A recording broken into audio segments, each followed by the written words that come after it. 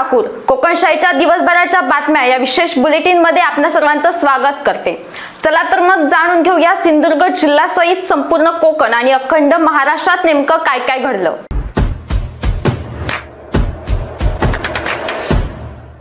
मुंबई गोवा राष्ट्रीय महामार्गावरील खारेपाटण शुक नदीवरील मुख्य बीचवर अवघड वळणावर वाहन चालकाला डायव्हर्शन नीट लक्षात न आल्यामुळे गाडीवरचा ताबा सुटून महिंद्रा बोलेरो पिकअप चारचाकी वाहन गाडी पलटी होऊन अपघात झाला। ही घटना आज सकाळी 10:15 वाजता खारेपाटण ब्रिजवर घडली।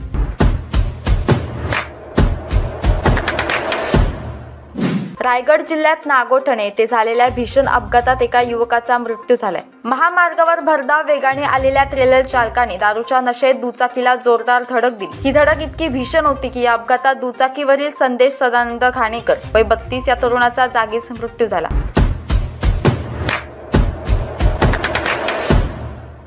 येत्या काही महिन्यात केंद्र आणि राज्य सरकारच्या माध्यमातून 75 कोटीचा निधी कुणकेश्वर मंदिर पर्यटन विकासासाठी प्राप्त होणार आहे। महाकालेश्वर मंदिर, काशी विश्वेश्वर मंदिर व राम मंदिराला ज्याप्रमाणे पर्यटकांची मांदियाळी असते, त्याच धर्तीवर कोकणची काशी कुणकेश्वर मंदिरचा पर्यटन विकास होणार आहे, अशी माहिती आमदार नितेश राणे यांनी जागतिक पर्यटन दिनाच्या शुभेच्छा देताना दिली।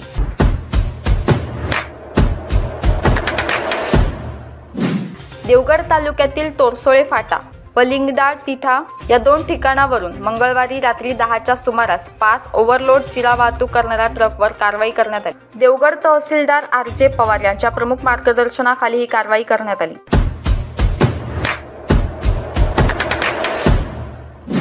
राज्याचे उपमुख्यमंत्री अजित पवार यांनी आज लालबागच्या राजाचे दर्शन घेतले। त्यांच्या कार्यकर्त्याने गणरायाच्या चरणी ठेवलेल्या चिठ्ठीची सध्या राजकीय वर्तुळात चर्चा सुरू आहे।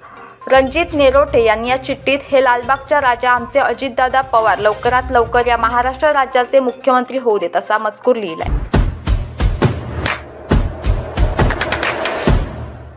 याबरोबरच कोकणशाहीच्या दिवसभराच्या बातम्यांमध्ये इथेच थांबतोय, पण तुम्ही मात्र दिवसभराचे अपडेट्स आणि ताज्या घडामोडी जाणून घेण्यासाठी कोकणशाहीचं YouTube चॅनल सबस्क्राईब करा, फेसबुक पेज लाईक करा आणि Instagram पेजला फॉलो करायला विसरू नका।